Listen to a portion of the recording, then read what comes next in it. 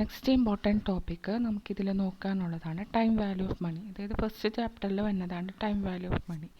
ഒരു ഇൻവെസ്റ്റേഴ്സിനെ സംബന്ധിച്ച് ഏറ്റവും കൂടുതൽ നമ്മൾ എന്താ പറയുക ആഗ്രഹിക്കുന്നത് മണി വാല്യൂ എത്രത്തോളം തിരിച്ച് കിട്ടും എന്നുള്ളതാണ്.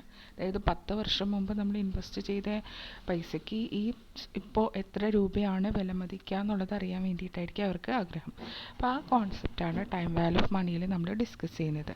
അപ്പോൾ value of money changes over a period. അതായത് ഇപ്പോൾ 10 രൂപയ്ക്ക് ഒരു 10 കൊല്ലം മുമ്പ് വാങ്ങിയിരുന്ന സാധനം ഈ കൊല്ലം നമുക്ക് വാങ്ങാനായിട്ട് പറ്റില്ല. അപ്പോൾ മണിയുടെ വാല്യൂ ചേഞ്ച് ചെയ്യേണ്ടത്. That is money receivable today is more valuable than money receivable in future. ഇന്ന് ലഭിക്കുന്ന പൈസയ്ക്കായിരിക്കും ഫ്യൂച്ചറിൽ ലഭിക്കുന്ന മണീനേക്കാളും പൈസ കൂടുതൽ. സോ ആൾക്കാർ എന്ത് ചെയ്യും, ഫ്യൂച്ചറിനേക്കാൾ കൂടുതൽ ആസ് ദ ഏർലിയസ്റ്റ് നമുക്ക് പൈസ കിട്ടാനായിട്ട് ആണ് ആൾക്കാർ കൂടുതൽ പ്രിഫർ ചെയ്യുക. അതായത് ഇൻവെസ്റ്റ്മെൻറ്റ് നടത്തിയ സാധാരണ നമ്മളൊരു ഫണ്ട് ഇട്ടാൽ എപ്പോഴാണോ പെട്ടെന്ന് ഏറ്റവും കൂടുതൽ റിട്ടേൺ കിട്ടുന്ന എമൗണ്ടിലായിരിക്കും അല്ലെങ്കിൽ ഇൻവെസ്റ്റ്മെൻറ്റിലായിരിക്കും നമ്മൾ എന്ത് ചെയ്യുക, ആ പൈസ കൊണ്ടുപോയി ഇടുന്നത്. ഇങ്ങനെ പ്രിഫറൻസ് ചെയ്യുന്നത് കറണ്ട് മണി ഏറ്റവും കൂടുതൽ പ്രിഫറൻസ് ചെയ്യുക ഫ്യൂച്ചറിനേക്കാളും പെട്ടെന്ന് ഏർലിയസ്റ്റ് ആയിട്ട് മണി കിട്ടാനായിട്ട് പ്രിഫർ ചെയ്യുന്നതിന് പറയുന്ന പേരാണ് ടൈം വാല്യൂ ഓഫ് മണി.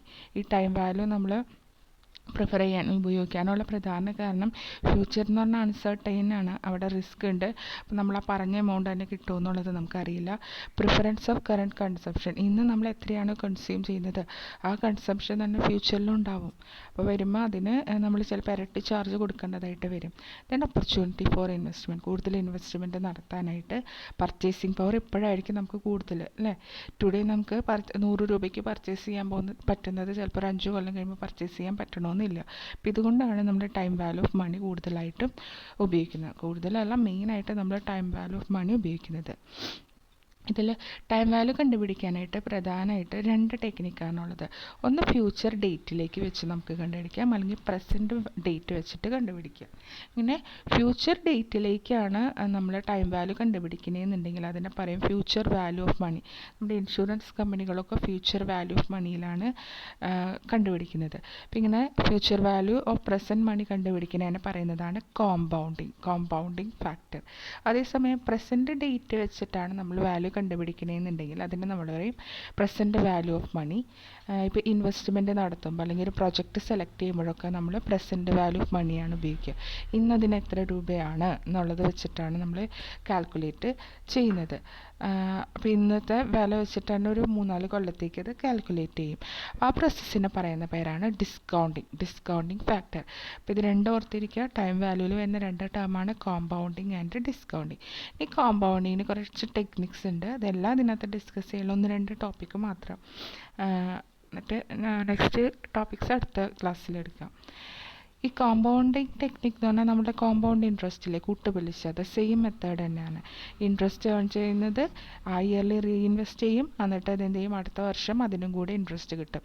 ഈ മെത്തേഡ് എന്ത് ചെയ്യും, കണ്ടിന്യൂ ചെയ്ത് പോകുന്നതിനെയാണ് നമ്മൾ കോമ്പൗണ്ടിങ് എന്ന് പറയുക. ഈ കോമ്പൗണ്ടിങ് കോൺസെപ്റ്റ് തന്നെയാണ് നമ്മൾ ഇതിനകത്ത് ഉപയോഗിക്കുന്നത്.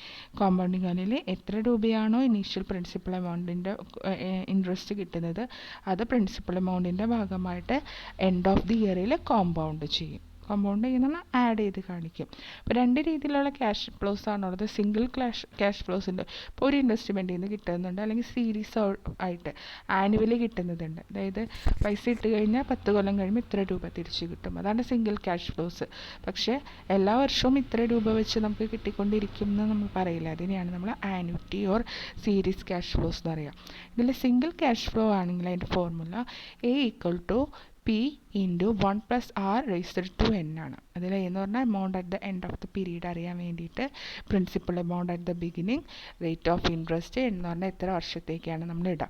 അപ്പോൾ ഇപ്പോൾ മൾട്ടിപ്പിൾ കോമ്പൗണ്ടാണെന്ന് വിചാരിക്കുക. അതായത് ഈ നമ്മൾ ആദ്യത്തെ കേസ് പറഞ്ഞത് ഒരൊറ്റ പ്രാവശ്യം ഇൻവെസ്റ്റ്മെൻറ്റ് നടത്തുന്നതിനെയാണ്. ഒരു പ്രാവശ്യം നമ്മൾ ഇപ്പോൾ 10 ലക്ഷം ഇട്ടു 10 കൊല്ലത്തേക്ക്, അത് മാത്രമേ വരുന്നുള്ളൂ. പക്ഷേ ചില കേസിൽ നമ്മൾ എന്താ പറയുക ഇൻസ്റ്റാൾമെൻ്റ് ആയിട്ട് ഇടാം, മന്ത്ലി, ക്വാർട്ടർലി, ഹാഫ് ഇയറിലേക്ക് ഇടുകയാണെങ്കിൽ നമ്മൾ ഇതിന് മൾട്ടിപ്പിൾ കോമ്പൗണ്ടിങ് പീരീഡ്സ് ഉപയോഗിക്കുമ്പോൾ ഫോർമുല വന്നത് A = P × 1 + R / M raised to M × N ആണ്. ഇവിടെ M എന്ന് പറഞ്ഞാൽ നമ്പർ ഓഫ് ടൈംസ്, ഒരു വർഷത്തിൽ എത്ര പ്രാവശ്യം നമ്മൾ എമൗണ്ട് ഇടുന്നു എന്നാണ്.